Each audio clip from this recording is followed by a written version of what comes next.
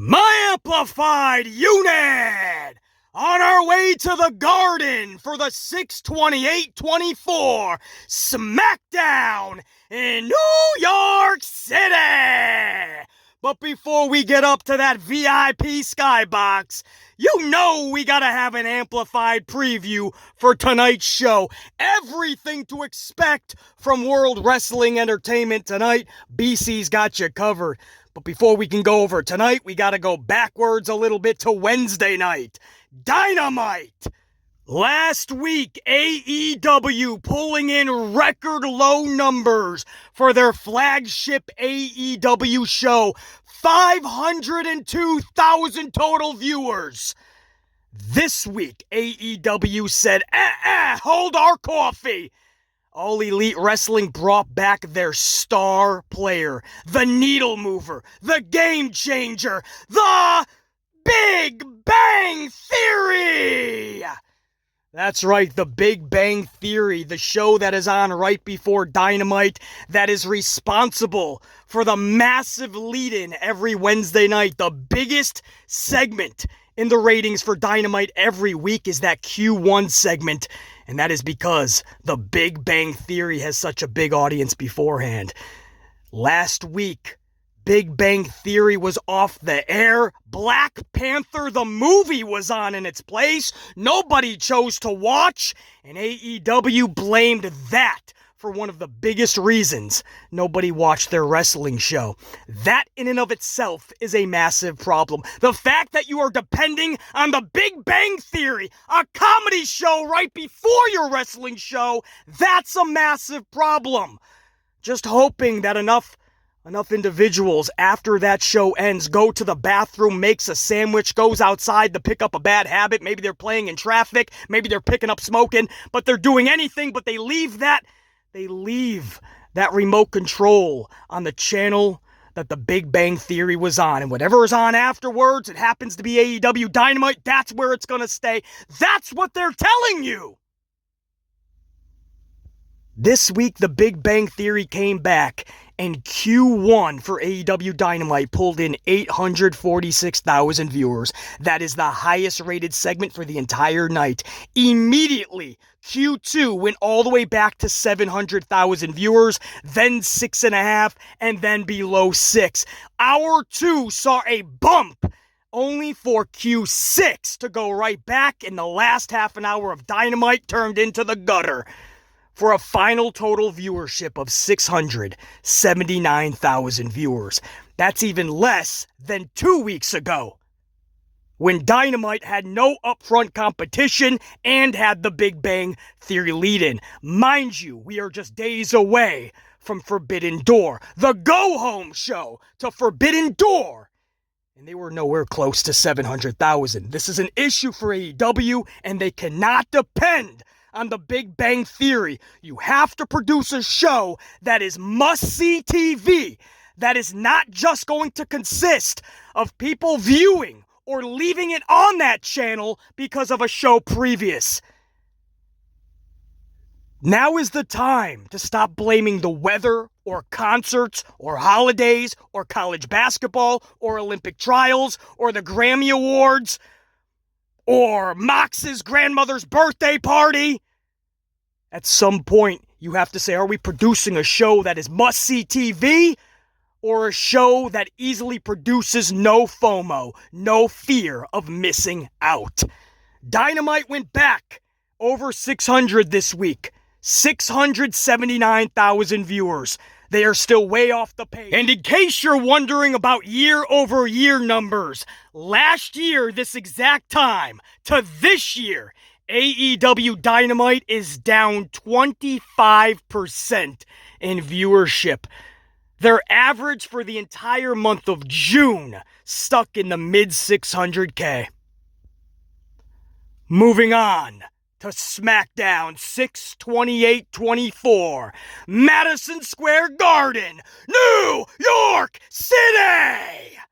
Tonight, WWE is advertising the following: a men's Money in the Bank qualifier. The current United States champion, Logan Paul, versus LA Knight, yeah, versus Santos Escobar. Now, a lot of people feel Escobar is going to win this just like Andrade. No harm, no foul. They probably won't win the actual Money in the Bank ladder match and retrieve the briefcase, but it's a good placement for some of these mid-carders to fill up some of these spots. Just like Andrade, some people feel Escobar, and maybe LA Knight and Logan Paul will cancel one another out. Their feud will just take it to a point where they cannot concentrate on the qualifying match. Their heated feud is going to take precedent, and they kind of equal one another out. However, another viable way to go for WWE, and this is what a lot of people think might happen as well, is that Logan Paul actually wins this match, this qualifier, and he even goes on to Money in the Bank to retrieve the briefcase. And a lot of people feel that way because LA Knight, it looks like anyway, he's going to be getting that United States Championship from Logan Paul. So this could be Paul Levesque McMahon's way to say, okay, we're going to have you drop that US title, but we're going to put you in the world title picture again. You had that one chance against Roman Reigns. That was more of an exhibition more than anything. But now we're going to give you the briefcase, and you could totally see somebody like Logan Paul walking around with that briefcase. And because he does make those sporadic appearances, a briefcase with him would make sense and would make that special. I'm not saying I'm the one booking it and I'm totally down for it, but that's what a lot of people do believe. I wouldn't be shocked if Logan Paul somehow wins this qualifier. If not, I look for it to be Escobar. LA Knight, again, looks to be capturing that United States Championship soon. I don't see how LA Knight would win this. But the fact that LA Knight is wrestling or is going to be on the show in Madison Square Garden, that is huge in and of itself, because it wasn't long ago when LA Knight should have had the entire rocket strapped to his back, and the company instead said, no, we're not going to put you on TV in Madison Square Garden. It was one of the worst botches I've seen in WWE. This guy was white lightning hot, and they left him off of Madison Square Garden Smackdown TV. Now, whole different scenario. Big matchup for LA Knight. I just don't see how he walks away with a W. It's going to be Logan Paul, or it's going to be Escobar.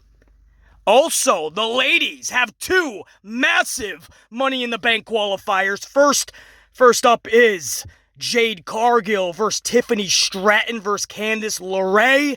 You have to believe there's no way on the planet under the sun that Tiffany Stratton can lose this matchup. And if that's the case, I do believe that Nia Jax would help her. It would make sense because you have to protect Jade Cargill. Unfortunately, Candice LeRae is the odd one out. She'll probably get squashed by Jade Cargill and done dirty by Stratton. But it's Jade Cargill that desperately needs to be saved on this matchup, protected. But there's no way Jade can overrun Tiffany Stratton. Stratton has nearly been irrelevant for the past 2 months. And that's a shame, because this is somebody that was so over that other countries made her one of the loudest pops of the night. There's no way you can do Stratton dirty in Madison Square Garden tonight. Find a way to protect Jade, but find a bigger way to propel Stratton. And the second women's Money in the Bank qualifying match, Naomi versus Blair, Davenport versus Indi Hartwell. There's no way. It'll be damn near criminal if Blair Davenport or Indi Hartwell. And Indi I'm so high on, by the way. But there's no way either of them top Naomi in this match. It's Money in the Bank. It's Naomi. Let's do right by her. Let's put her where she rightfully belongs in that matchup. There's no way Naomi loses this match. Also, a big part of the tonight's show, they are promoting the acknowledgement ceremony for the Bloodline, where they officially welcome in Jacob Fatu. They're also advertising an appearance by Cody Rhodes. I feel like those two segments might mix into one another. There is word that NXT star Nathan Frazier is backstage. We believe that could be for a dark match segment. Also, we say unfortunately goodbye to Kayla Braxton. Tonight is Kayla Braxton's last night in WWE. She will be an on-air personality. And that is oh so bittersweet, because on one hand, you can't wait to see what she's gonna rock out next, and we wish her the best. But on the other hand, damn, we gonna miss that gal! It's SmackDown 6/28/24 from MSG! BC will have the full review for you within the next 24 hours. Stay locked on the channel. Stay amplified. And until next time, there will be that next time. The unit in BC saying check you.